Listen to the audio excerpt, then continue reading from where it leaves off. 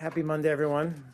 On the last few days before Thanksgiving. Welcome to the State Department. A few things at the top, and then I'll get to your questions. First of all, as many of you already know, due to the media note we put out just a little while ago, Vice President Biden today joined senior diplomatic representatives from many of the 65 members of the Global Coalition to counter ISIL at the State Department to review progress made and discuss where we can redouble and expand our efforts as a coalition. Coalition partners were clear that they stand in solidarity against the recent heinous attacks and in their commitment to work together in defeating ISIL. Vice President Biden also reconfirmed the unwavering commitment of the United States to work with coalition partners to degrade and destroy this unprecedented terrorist threat. And Special Presidential Envoy for the Global Coalition to counter ISIL, Brett McGurk, in his remarks outlined the current state of the campaign to push back on ISIL in Iraq and Syria through our strategy of pressuring ISIL across multiple lines of efforts. He, of course, spoke to many of you about this on Friday. Moving along, I wanted to talk a little bit about new sanctions against Burundi. This morning, President Obama issued an executive order authorizing Treasury Secretary Jack Lew, in consultation with Secretary Kerry, to sanction individuals responsible for actions or policies that promote violence, threaten the peace, security, or stability of Burundi, or undermine the democratic processes or institutions there. Additional individuals can be added under this authority, and we'll consider how to further use it to impose additional sanctions against those exacerbating the situation in Burundi as we go forward. And then finally, I did want to just note, as many of you saw, the Secretary Kerry issued a statement congratulating President-elect Mauricio Macri of Argentina, and looks forward to working closely with his new administration. We're confident that the United States and Argentina will work closely to promote regional security and prosperity and to enhance human development and human rights, both within our hemisphere and across the globe. Now your questions? Can we start with Sure. The meeting between Russian President Putin and Iranian Supreme Leader Khamenei? We can. The Supreme Leader is quoted as saying, quote, "The Americans have a long-term plot and are trying to dominate Syria and then the whole region. This is a threat to all countries, especially Russia and Iran." And again, quote, "The United States is trying to achieve its failed military objectives in Syria now through political means," close quote. Do you have any comment on that? Are you trying to achieve domination of the Middle East? Well, Arshad, I don't have any specific comments to those remarks. It's nothing we haven't seen before. It's somewhat of a continuation or a pattern that we've seen from the Supreme Leader in terms of bellicose rhetoric and over-the-top rhetoric about the United States and our intentions. You know very well what we're trying to accomplish in Syria and in the region writ large. And I would say we're trying to find, especially in Syria, a peaceful resolution to that ongoing conflict there. Two other just quick Sure. things, if I may, on Iran. One is there's yet another story about the S-300 sale by Russia to Iran. And it quotes a senior Iranian official as saying that Russia has started the process of the sale, and it's not clear to me if that means delivery or not. Do you have any reason to believe that Russia has actually begun deliveries of that system? No, Arshad, I looked into that myself. I saw the reports, and basically we don't have much to add. We've seen progress, as you said, reported about the delivery of these S-300 defensive missile systems. All I can say is we've made clear time and again our objections to any sale of the S-300 missile system to Iran. Secretaries raised it privately with Foreign Minister Lavrov as well. So. And then just one last one for me on Iran. We understand that Stephen Mull, who is the U.S. diplomat in charge of implementation of the Iran nuclear deal, is going to meet with Deputy Iranian Foreign Minister Arakci in Vienna tomorrow. What's the one? Is that correct? Two, what's the main purpose of that meeting?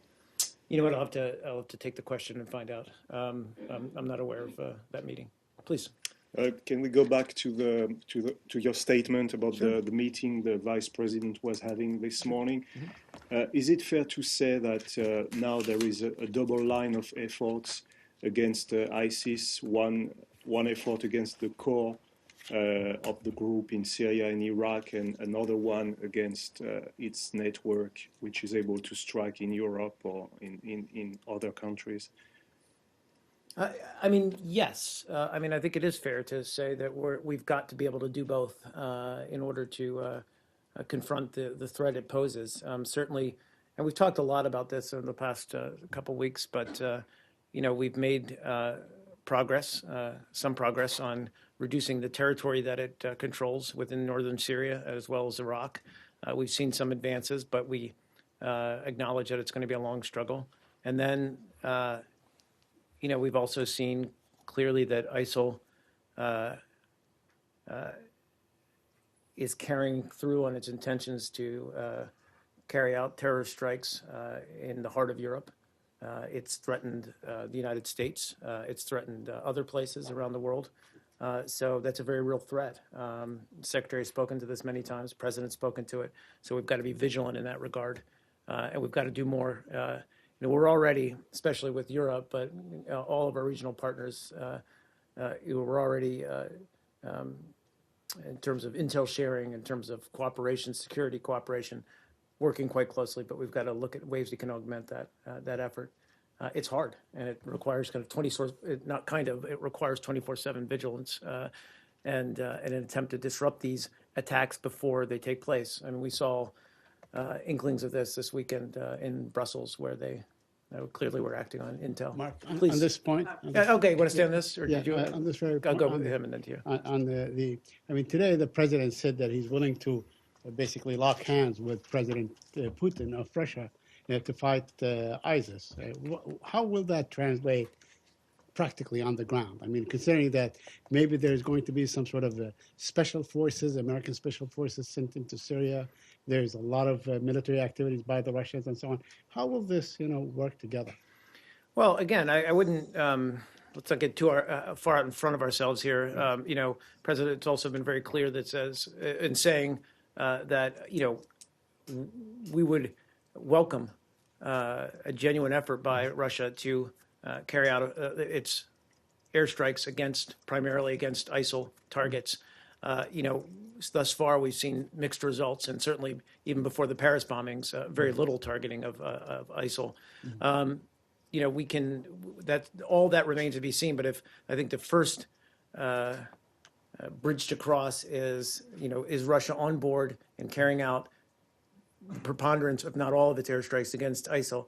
Otherwise, if it's just there to simply strengthen Assad's hold on power, that's not productive. But the president sort of made sure to mention that in the aftermath of the downing of the Russian airliner and the Paris bombing, there seems to be, things have changed, that maybe even Russia's behavior may have changed to warrant such a cooperation. Is that what he means by Well, I mean, again, the last couple of weeks have made clear of ISIL's intentions beyond the region, carrying out terrorist activity, terrorist strikes.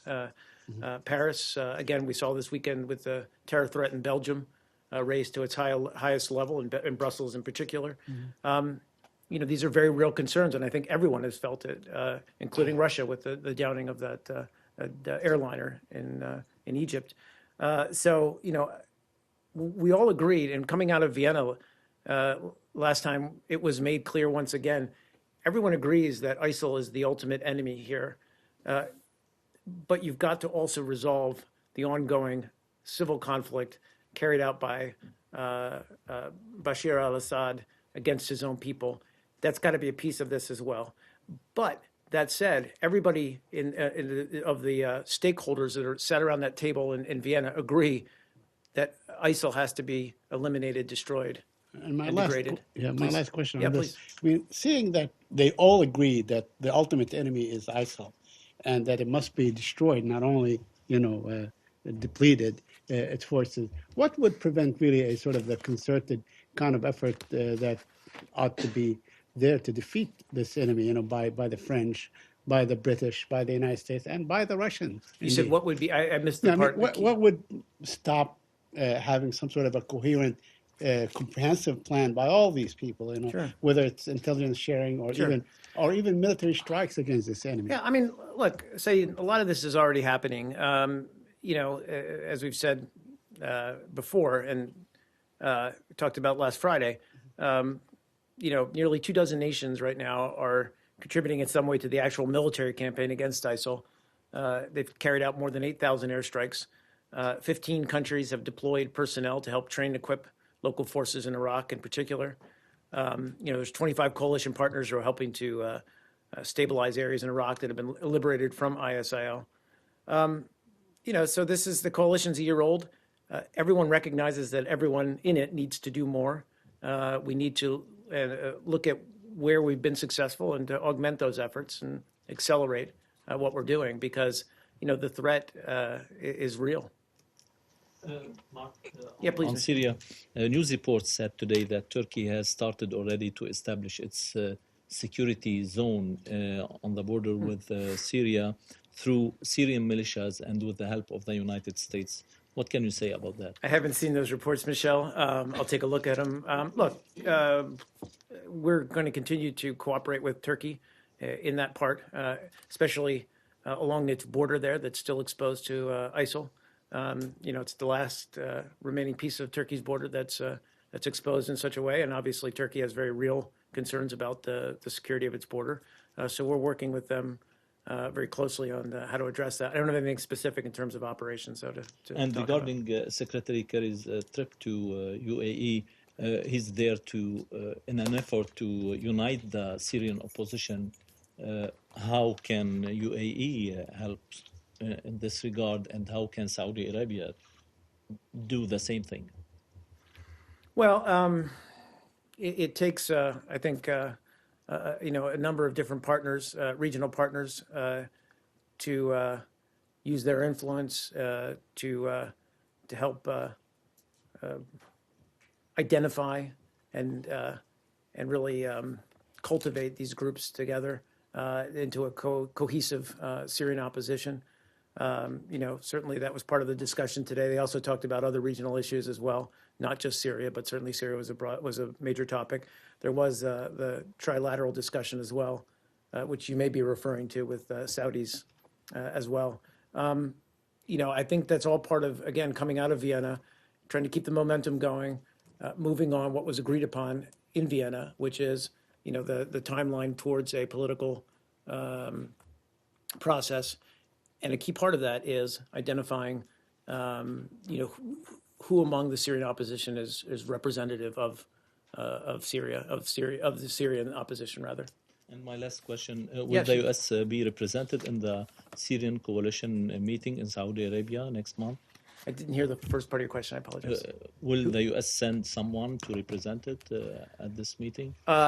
Again, I don't have anything to announce at this time. I'll check on that. Please, sir. On Syria. Let's finish Syria first. I think. Could you imagine to have a unique, great coalition against ISIL, including the Russians? And is it something which will be discussed tomorrow between the French president and the U.S. president? Well, Nicola, I don't think it's that much of a stretch to say, yes, we can imagine, collaborating or cooperating with Russia beyond the kind of very bare bones deconfliction or mechanism that we have in place now. But we still need to see action on Russia's part and confirm that its actions are directed against ISIL on the ground. But if Russia is serious about taking the fight to ISIL, then, we can see a cooperative role for it. On Syria as well. Yep. There are indications now that ISIS seems to be dispersing some of its command and control structure outside of Raqqa in response to some of the air activity in recent weeks. Can you say anything about how this might be affecting the coalition's efforts? Is this a good thing? Is this positive development? Sure. It's always, as my colleague John Kirby is fond of saying, we're not the best suited to give these kinds of operational assessments of what's happening on the ground in northern Syria. Speaking broadly, it shows the effect that our airstrikes and the pressure that we're putting on ISIL is having. But of course, they're going to, try to adapt. They're a very resilient enemy. We've said all along that, this is going to be a long struggle. We've got to continue to pursue them. And one of the keys to doing that, I think, is, as we've talked many times about, is really developing the capacity of these local forces who have been effective against ISIL thus far, whether it's through supplies, whether it's through training, whether it's through close air support, whether it's in cities or whether they're dispersed, but how to bring the fight to them directly. And then also, Secretary Kerry gave an interview this morning, and he hinted that there's some additional actions that the U.S. has taken recently besides the addition of special forces in Syria, that kind of actions on the ground. Can you enlighten us a little bit about what he was talking about?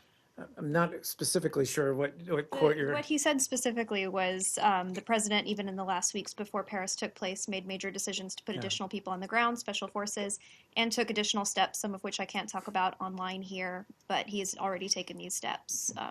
What are those If he steps? can't talk about him, I certainly can't talk about him. Two Thanks. questions on Syria. Please, quick and then I'll questions. get over to you. Yeah. Russian Air Force has been striking the Turkmen positions and causing heavy Casualties. Yeah, casualties in yeah, Latakia, Syria. Turkey protested Russia for these attacks.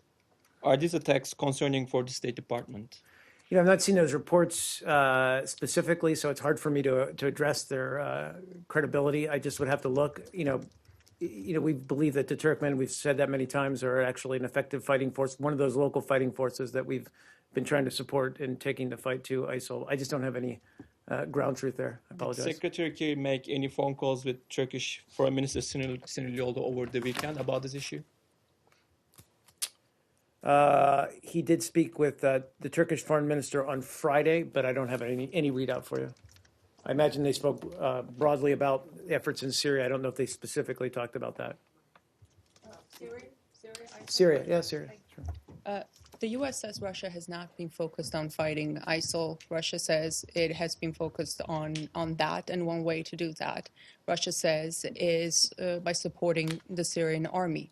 I understand that's a difference in strategy, and former director of the CIA, Mike Morrell, suggested that the coalition should help the Syrian army with some temporary arrangement with President Assad. I wonder if there are people in the administration now who suggest the same. Those are, if there were, I wouldn't share that kind of information or those kinds of discussions here in public. What I would say is that, in general, when it comes to Syria, when they do have high-level discussions,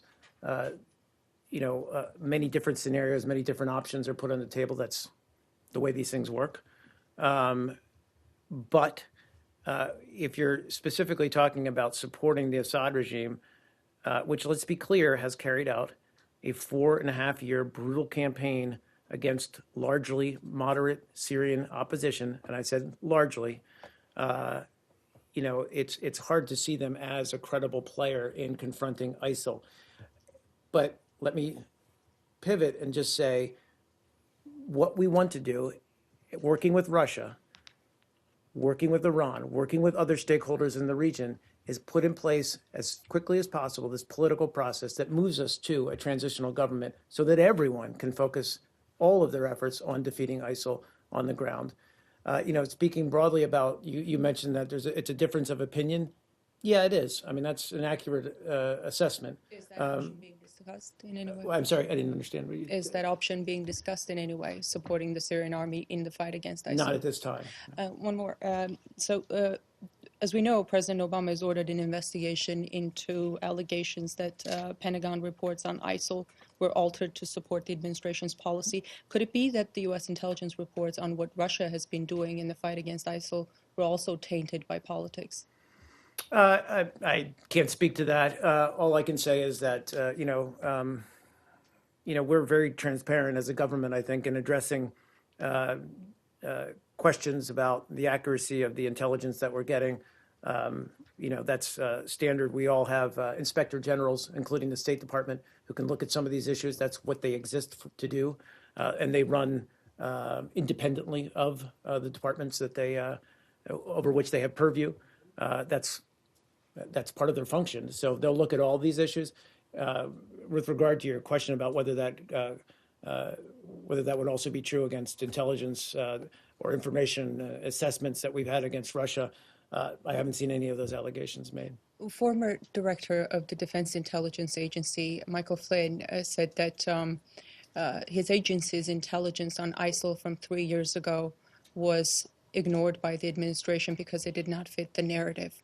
Is the administration selective when choosing what intelligence to go with and what intelligence to ignore?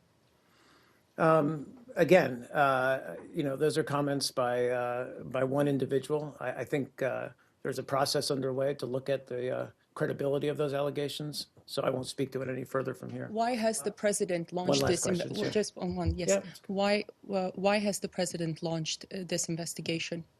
Can you clarify? Because again, that's part of the normal process. To be perfectly honest, when there's credible allegations or any allegations, there are mechanisms in place to look at those. Again, it's part of the transparency of our government, and we've done that not just with regard to ISIL or necessarily the Department of Defense. It's done in many agencies on many different issues. A little bit more about why these allegations are credible. A little bit more specifically about the allegations. No, I'll just say that again. There's a process underway to look at them. The president's spoken to that. Let's let that process take place and then see what it comes. For me to talk about it now is inappropriate. Please, who's next? Are we still in Syria, Iraq? I know you want to move. Do you want to move or Syria? South Korea. Okay, Syria. let's finish that subject. You and then back. Yep, please. Undersecretary Tony Blinken visited Erbil, I think, today. He did. Do you have any readout on that and what exactly he's trying to achieve in this visit? I don't. I tried to get a readout before coming out here, and I just wasn't able to. The other thing is on the refugee program. I get some information from the Hill that you have several contractors to hire new people to help you, like increasing the manpower for the refugee program because you increase the number of the people are coming to this country, especially the Syrians. So the assessment report the company sent it to Congress was that you have a lot of people, the contractors, they have no experience in the Middle East. They have no experience in the refugee program. And they are just fresh out of the college or somebody that had been trained for 2 or 3 weeks, and you are sending to them. And that the concern at the Hill is that how can these people can either assess the refugees coming to the United States are safe, or even maybe they might refuse them because of their lack of experience or the fear that these people might not be safe to go to the United States. So first of all, not aware of the report you're referring to, so I'd have to look at it and look what its findings are. We stand steadfastly behind the screening process that we have in place for incoming refugees, not just Syrians, but we've said many times in the past couple of weeks, Syrians are actually held to a higher standards. It's a process that takes upwards of a year to even up to 18 months. It's rigorous. It involves multiple agencies, and I know that many of the people involved in this, and they're anything but fresh out of college. Looking to augment the intake of these refugees, as we said, at least 10,000 in the coming year. Certainly, we're going to have to ramp up our personnel in order to process these because it's such a rigorous and long process to get these people processed and placed. But I can assure you that, as we've said many times, first and foremost is in our minds, or front and center in our minds, rather, as we look at this process, is the security of the United States and of all Americans. And that will be front and center as we move forward in any kind of augmentation of our personnel and staff in order to accelerate our efforts. But you can confirm that you have these inexperienced people going there, right? I cannot confirm. No, I would, again, without having seen the report, I'm disinclined to push back on any of its findings. So I simply would say we stand by the rigor of our screening process. In the back. Thank you. There was an interview with the Iraqi Kurdish president Barzani in a French newspaper recently, last week actually. He said that he's willing to offer his Peshmerga forces to help in the liberation of Raqqa, and the foreign minister of France welcomed those comments. Do you also welcome the participation of the Peshmerga in the would-be liberation of Raqqa? A couple of points. I have not seen the interview, so but as we saw just in the past couple of weeks, in Sinjar, the Peshmerga have been highly effective. They're strong fighters, a very effective fighting force. We've been obviously providing them with close air support, as we've been doing all along, and we've been continuing to supply them, equip them, and as they carry out these their efforts against ISIL under the command and control of the Iraqi military, of the Iraqi government. So that's always been our premise here. All of our efforts in Iraq are designed to build the capacity of Iraq's security forces to defend themselves and defend their territory. And so any kind of decision like that, would have to be done with the consent of the Iraqi government. Are you generally okay with Iraqi Kurdish forces to go to Syria like they went to Kobani to help retake Raqqa from ISIS? Again, I don't want to, deal with hypotheticals, but the Peshmerga are indeed effective partners.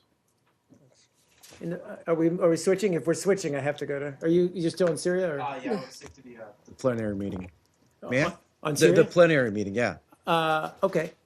Wait. South Korea. Okay. On the passing of the. I'm not sure what I didn't understand what the plenary meeting. The meeting that was held this morning. I'm sorry. Should I? Yeah, sorry. So was Vice President Biden there the whole time, and how long was the meeting? I don't know if he was there the whole time. I think he gave remarks, but in fact, he issued or they will issue a readout from the Vice President's office, and this was. You guys put up. Well, not all that much different, but obviously hitting on the same points. But there was a number of countries. I think the foreign ministers of Bahrain and senior diplomats from France, Iraq, Italy, Lebanon, and Turkey also talked about their own efforts involved with their own involvement in the coalition, as well as their efforts and operations in Iraq. As well as enhancing humanitarian aid and increasing the information sharing among coalition members. So it was a long discussion. There were a lot of interlocutors, is my point here. I'm not sure how much of that the vice president was able to stay for, but he was certainly there for a good length of time. One more thing. Yeah. I'm curious if there were any countries of the coalition who were asking the United States for more help on the ground, to have more troops on the ground. Was that a discussion that was held? I don't want to get into the details. This was a private diplomatic discussion. I've given you a readout, but I'm not going to get into the nitty gritty. Now your turn. Thanks. You look grumpy now. Thanks, Mark. We need to exhaust a topic. That's all. Yeah, that's the easy one. On the passing of former South Korean President Kim Young-sam, can you comment on this? Well, we all obviously heard the news yesterday, and you saw that the White House put out a statement, certainly, conveying the heartfelt condolences of all Americans to the people of the Republic of Korea for the passing of former President Kim Young-sam. As this statement noted, President Kim led the Korean people through one of the most challenging periods of transition to democracy, as well as set a precedent for the peaceful transfer of power in South Korea. So we certainly mourn his loss, or mourn his death, rather. Will State Department send someone at the funeral ceremony? Yes, I don't have anything. Obviously, you're talking about the delegation that would attend the funeral. I just don't have anything to announce right now. Once we do have that delegation, we'll let you know, or the White House will. Yeah, thank you. Secretary's trip. Sure. As Secretary Kerry gets ready to meet with Israeli and Palestinian leaders tomorrow, what is he bringing with him? What does he hope to achieve? Seeing how volatile the situation is. It's probably been the worst since he was there last during the summer of 2014. Right. And there was just recently even violence today. Secretary actually spoke to this in a roundtable earlier he did with journalists in the UAE. He said it best, we've got to keep trying. We've got to keep sitting down at the table with all sides to get some concrete steps in place to try to calm things down and to try to reverse this kind of ongoing cycle of violence and reduce the rhetoric, as we've talked about many times. But, we still need to see, and this isn't something we can, from one day to the next change, but we've got to see efforts on both sides to reduce tension. Seeing that maybe restarting the talks is a tall order at this time, does he have any kind of concrete suggestions, perhaps lowering the number of checkpoints or allowing more entry of Palestinian workers or something like this? Does he have real tangible things that he's going to present to the Israelis and to the Palestinians in order to get some sort of, or to diffuse the tensions? Sure. I think, again, as he said, we do have ideas. Some of those ideas, coming out of the previous trip to Jordan and meetings about putting cameras, up and being able to, provide that kind of transparency or surveillance. But there's other concrete measures that can be taken. I'm not going to necessarily preview them right now, but I think that's part of the impetus for this trip is just to, not lose any momentum in trying to get down or continue to talk about steps that I said both sides can take to end the violence. What kind of steps? I'm sorry, but That's okay. That's okay. What kind of steps can both sides take? You want the Palestinians to, let's say, tone down the rhetoric if there's any, and the Israelis to stop building settlements, that kind of thing? That's exactly right. Those are, again, we've made no link between settlements and the violence. You know what our policy is regarding settlements. You don't believe there's a link between settlements and the violence? Let me continue. But what we need to see is a focused and concentrated effort on both sides and reducing the level of rhetoric and, again, finding steps that can build confidence, that can reduce tensions, and as I said, end this cycle of day-to-day, daily violence that's ongoing, that's really in no one's interest, and only serve to perpetuate the tensions. I'm not going to get into specifics. That's for him to discuss on the ground with Palestinian leaders as well as with Israeli authorities. And lastly, what do you expect Mahmoud Abbas to do in, let's say, the Jerusalem larger area, because he does not exercise any control over it. Most of the flashpoints in Area C, which really he does not control either. In fact, the Israelis just keep going into an area that he should exercise sovereignty over, which is Area A. So what do you expect him to do to basically lower the level of violence? Your essential question is you're saying do we believe he has control over the over the he does not exercise any authority or control over the Jerusalem area. Well, he is he represents the Palestinian leadership. We do believe he still has influence and authority. We want to see him take concrete steps to reduce the tensions. But please. On Iraq, Mark, I don't know if you're aware, there are units of the Turkish army inside Iraqi Kurdistan since 90s.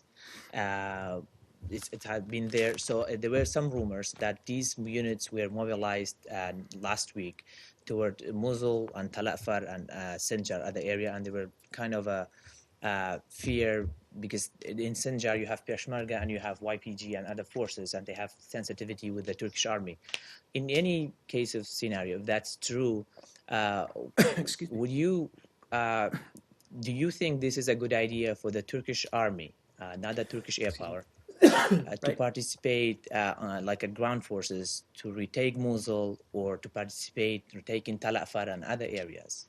Well, you brought up you had an important qualifier. If this were true, we've seen nothing to corroborate those reports. In fact, I haven't seen those reports. thus far we haven't seen any willingness for Turkey to actually put troops on the ground in Iraq. And so, it's hard for me to. It's a good idea to do that. I'm not going to say it's a good or bad idea. I'm just going to say they haven't, there would be anything that they would offer would have to be, with the acceptance of the Iraqi government. So I'd refer you to the Iraqi government for their thoughts on that. Okay. Please, yeah, go Can we ahead. go to Mali?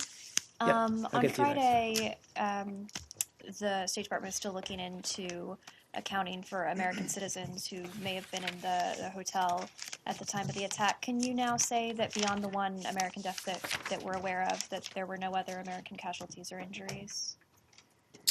So thank you for your question. Yeah, obviously, as many of you saw on Friday, we did confirm the death of an American citizen, Anita Datar, who was killed in the attack on the Radisson Blu Hotel in Bamako, Mali. And obviously, we express our deepest condolences to her family and her friends. And obviously, we're also providing all possible consular assistance to them. We can also confirm that all embassy or chief of mission personnel who were at the hotel at the time of the attack are accounted for. And just to clarify, when we use that term of art, chief of mission personnel, there was some confusion on Friday. I know from several people who came up to me after and thought that meant that the chief of mission, the ambassador, was at the hotel. That's not what we were saying at all. It just means under the authority of the chief of mission. So just to clarify that point. But any of them, all chief of mission personnel who were at the hotel have been accounted for. And we're not aware of any U.S. citizens who are injured, but around a dozen U.S. citizens, including some chief of mission personnel, were rescued from the hotel. And our embassy there is providing consular assistance to them. We're still in the process of and making every effort to account for any remaining or other U.S. citizens who happen to be in the city of Bamako. We talk about this a lot, but we don't require U.S. citizens abroad to register. So, it's a bit of a long process to try to account for them and make sure that they're taken care of and in good shape. Yeah, please. Unaccounted for? I just don't think we have a solid. No, I see your question. No, but we're just in the process of trying to account for. And just one other one, just so there's perfect clarity, can you explain who are the people that fall under the Chief of Missions Authority? Sure, that would be embassy staff, USAID, U.S. Agency for International Development personnel, any other U.S. government agencies that were operating in the country. I don't have a list in front of me, but who would be under the authority of the Chief of Mission. And then also, has the U.S. been involved at all in ascertaining the credibility of some of these claims of responsibility that have been coming out? No, we've seen, the African jihadist group affiliated with Al Qaeda. I think El Morabitoun has claimed responsibility. We've seen other groups claim responsibility. We just want to let the investigation run its course. And do you know exactly how the U.S. citizen has been killed? Was it she has been killed by the hostage takers or during the assault by the Malian special forces? I don't have specifics on the cause of death. Turkey? Nigeria. Yep. Have you seen reports that there were 21 young college students arrested in Delta State for same-sex sexual acts? Have you seen those reports, and if so, any comment on that? So we've seen reports. We've looked into them. We just haven't gotten any credible reports back, or we haven't been able to confirm their credibility or their veracity. We're looking into it. We obviously take LGBT issues very seriously. And it's something we raise consistently with the Nigerian government. But in terms of this specific case, we just don't have any more details. This is the latest in a long series of incidents that have come out of Nigeria over the last year, and especially with the new President Buhari, who took office a few months ago. Has the State Department had any specific conversations with his administration over this issue, these crackdowns? We do raise LGBTI issues in our meetings with Nigerian authorities. I don't know at what level. I don't know if it's reached the president's ears, but certainly, it's a matter of discussion in our in our meetings with them. Turkey. USA Today last Friday reported that Pennsylvania-based Turkish Imam Fethullah Gülen-led Gülen movement has made hundreds of thousands of dollars worth improper donations to members of Congress and political candidates. American newspapers previously reported that Gülen movement organized congressional trips for members of Congress through an unregistered Istanbul-based non-governmental organization. Trips were secretly funded. There are also at least a dozen arrest warrants pending for Imam Gülen in Turkey. In the light of these reports, what is the State Department's view on Gülen movement? On the Gülen movement, I'd have to look into these reports and these allegations. I haven't seen them myself. I'd have to get back to you on that. Burundi? Sure. Thanks for the readout of Burundi. Another related issue is the Burundi government has suspended the license for 10 NGO organizations for allegedly the role they play in a failed coup attempt. Do you want to address that? I don't. I don't have any information. I'm aware of the reports, but I don't have any further information on whether they're actually credible or not. Sorry. Can I squeeze in? I'll see if I have anything for you. I just don't. Nike. Question on Saudi Arabia. Yeah, please. Okay. Are you following up on the sentence to death of a Palestinian poet allegedly for apostasy? And have you spoken to the Saudis on this issue? John spoke to this on Friday, but we don't have specific details. We can confirm reports, or we've seen reports about the case. We strongly oppose any laws that restrict the exercise of freedom of expression and religion, and we'd urge all countries to uphold those rights in practice. These are, in fact, universal rights enshrined in the Universal Declaration of Human Rights. In terms of raising it and at what level at the Saudis, I'm just not sure. We do raise and consistently human rights concerns with the Saudis. I don't know if this particular case has been raised with them. Yeah, on this particular case, is it being raised outside the podium? I didn't hear what you said. Outside of what you just said, is it being raised at any other level? This very case. I don't know. Has it been discussed? Okay. I don't know at what level it's been raised. As I said, we do raise human rights concerns with the Saudis consistently. I just don't know if this particular case. Please. Belgium? In Belgium, yeah. What's the status of U.S. embassy in Brussels, given that Belgium raised terror alert to the highest level? Sorry, Tomoko, what was your question again about the? What is the status of U.S. embassy, given that Okay, thank you. Sorry. Belgium raised the terror alert to the highest level? The U.S. Embassy, is obviously, given events over this past weekend, it did issue several security messages over the weekend, urging U.S. citizens in Brussels to shelter in place and remain at home. The November 22nd security message from the U.S. Embassy spoke of local closure scheduled for November 23rd. And U.S. Embassy itself, as you know, that's only one part of the bilateral embassy. There's obviously our mission to NATO as well as our mission to the EU. But the U.S. Embassy offered only emergency consular services today. We're going to continue to provide updated security information to U.S. citizens as soon as it becomes available. And we're doing that via Facebook, Twitter. We also strongly encourage, we also strongly encourage U.S. citizens who are traveling or residing abroad in Belgium to enroll their travel plans using the Smart Traveler Enrollment Plan that allows us to update everyone in real time.